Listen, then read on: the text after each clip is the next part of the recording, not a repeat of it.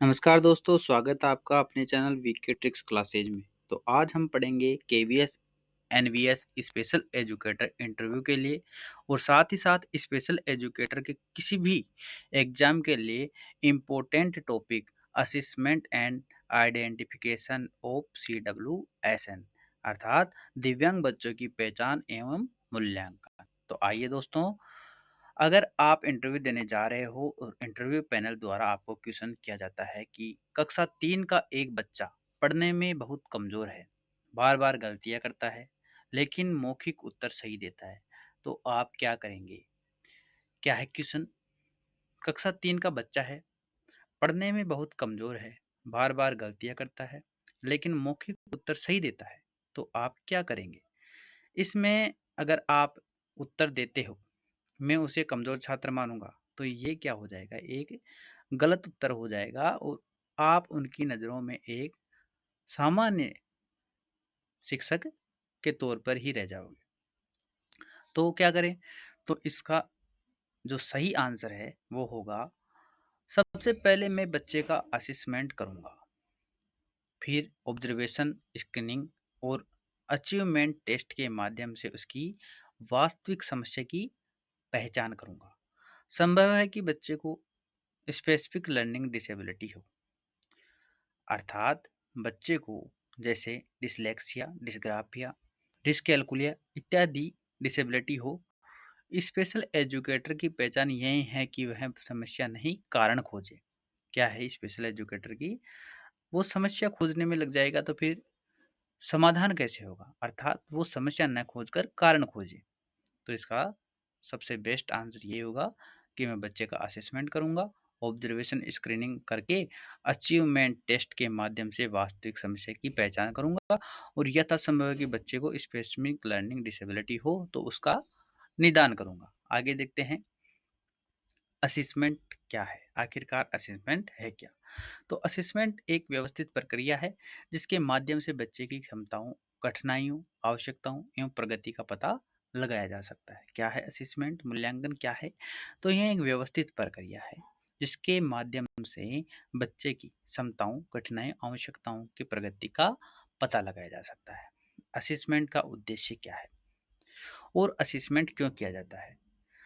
तो असेसमेंट के जरिए बच्चे की ताकत, स्ट्रेंथ जानने के लिए, कठिनाइयों, नीड्स की पहचान करने के लिए, आईईपी बनाने के लिए, उचित शिक्षण रणनीति चुनने के लिए और प्रगति मापने के लिए ही आम जो है असेसमेंट किया जाता है।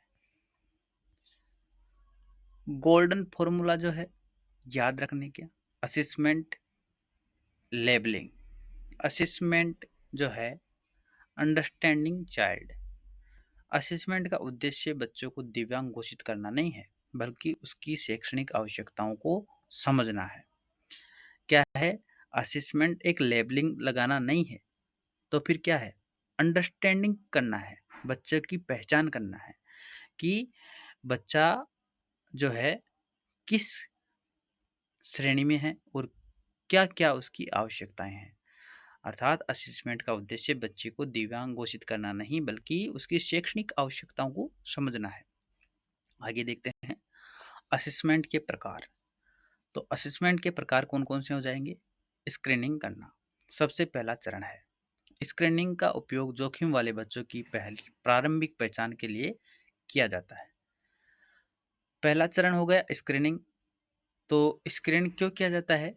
तो स्क्रीनिंग का उपयोग जोखिम वाले बच्चे जो एक क्राइटेरिया होता है, उस निश्चित समय जो क्षेत्र है उसके दायरे में जो बच्चा आ रहा है या फिर विशेष क्षेत्र में कदम रखने वाला बच्चा होता है, उसकी प्रारंभिक पहचान करके उसको समय पर निदान देने के लिए स्क्रीनिंग का उपयोग किया जाता है। एग्जाम्पल है, टीचर नोटिस करता है कि बच्चा पढ़ने में कठिनाई महसूस करता है, बार बार भूल जाता है, निर्देश नहीं समझता है, तब स्क्रीनिंग की जाती कि आखिरकार इसका कारण है क्या, उसको जानने के लिए।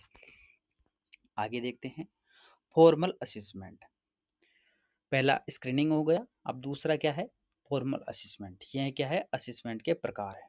मानकीकृत परीक्षण, इनफॉर्मल असेसमेंट क्या है? मानकीकृत परीक्षण है।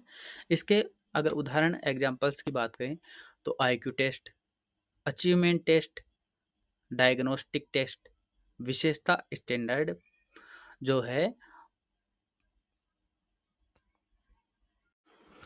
विशेषता स्टैंडर्ड प्रोसीडर है, वो स्टैंडर्ड स्क्रीनिंग वैज्ञानिक परिणाम, ये जो है फॉर्मल असेसमेंट मानकीकरण प्रशिक्षण में आते हैं। फिर है इनफॉर्मल असेसमेंट, कक्षा आधारित मूल्यांकन।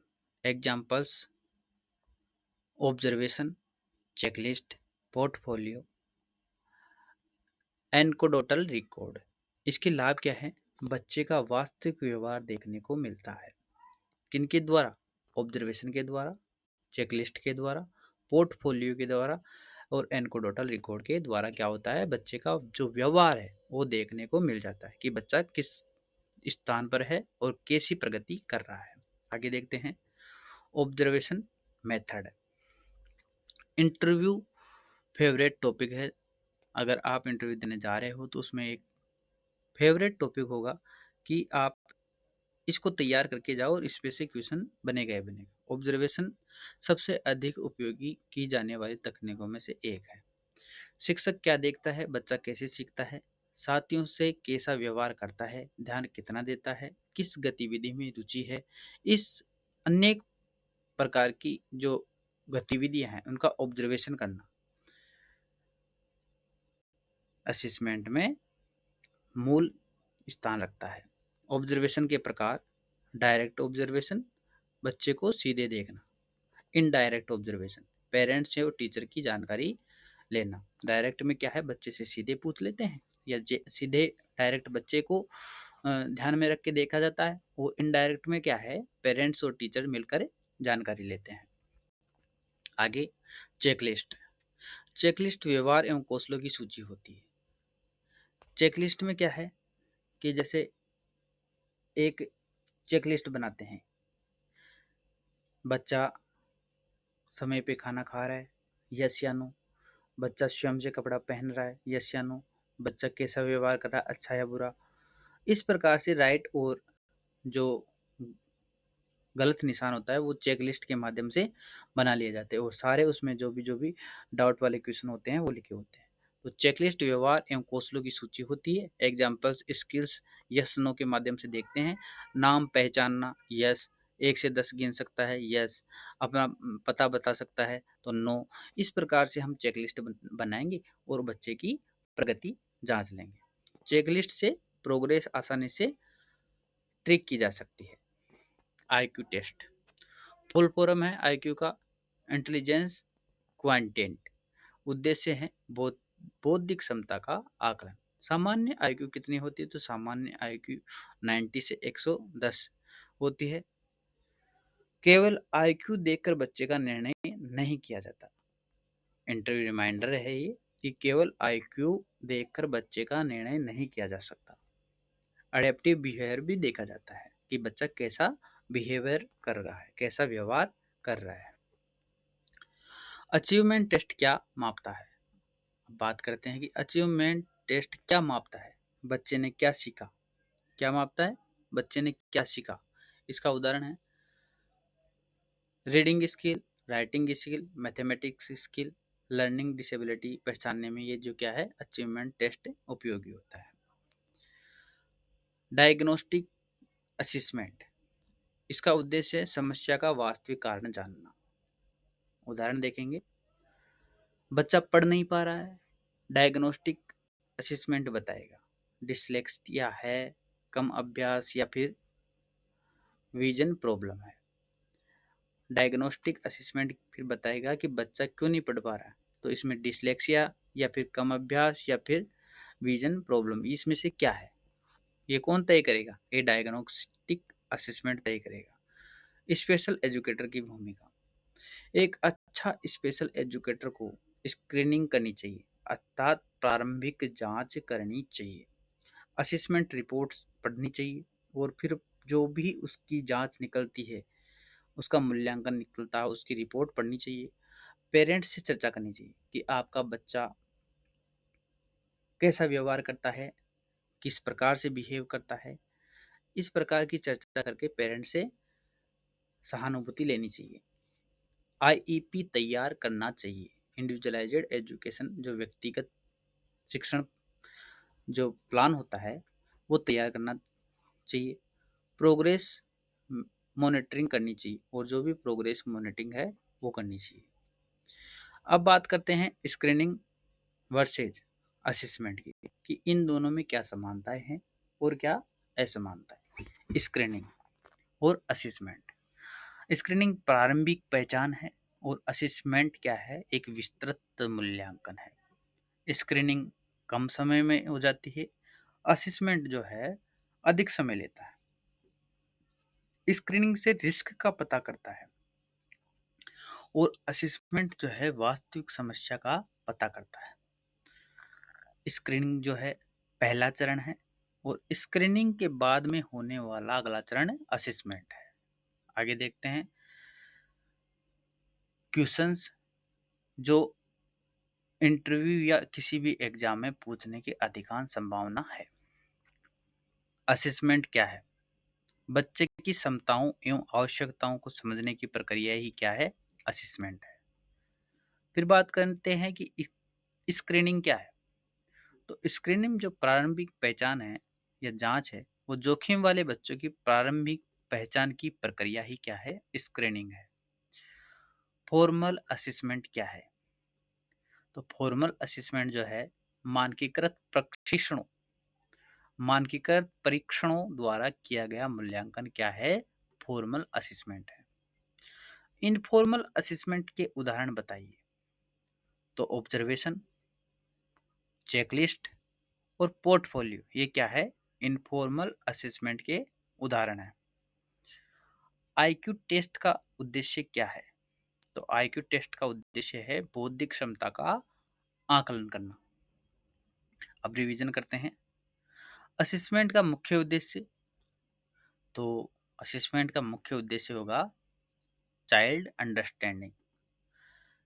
और स्क्रीनिंग किस चरण में होती है? तो प्रारंभिक चरण में होती है। आईक्यू का फुल फॉर्म होगा इंटेलिजेंस क्वांटिएंट। इनफॉर्मल असेसमेंट का उदाहरण है ऑब्जर्वेशन। लर्निंग डिसेबिलिटी पहचानने में कौन सा टेस्ट उपयोगी है? तो अचीवमेंट टेस्ट होता है। आईईपी के पहले क्या आवश्यक है? तो असेसमेंट आवश्यकता है। जो असेसमेंट है वो मुख्यतया बालक की समझ पर आधारित होता है। यदि बोर्ड आपसे पूछे या कोई भी इंटरव्यू या एग्जाम में आप जाते हैं, वहां पर आपसे पूछा जाता है कि असेसमेंट में सबसे महत्वपूर्ण क्या है, तो उत्तर होगा असेसमेंट का उद्देश्य बच्चे की कमियां ढूंढना नहीं है, बल्कि उसकी स्ट्रेंथ्स नीड्स को समझना है ताकि उचित शैक्षणिक सहायता प्रदान की जा सके। क्या है असेसमेंट? कि बच्चों की कमियां ढूंढना नहीं है कि बच्चे क्या कमियां करें, लेकिन उन कमियों के जरिए उसकी स्ट्रेंथ और नीड्स जो आवश्यकताएं होती हैं उनको समझना, ताकि उचित जो भी कमियां हैं उसकी सुधार के लिए उचित सहायता प्रदान की जा सके। यह जो उत्तर है आपको संवेदनशील और पेशेवर स्पेशल एजुकेटर के रूप में प्रस्तुत करता है। तो धन्यवाद दोस्तों।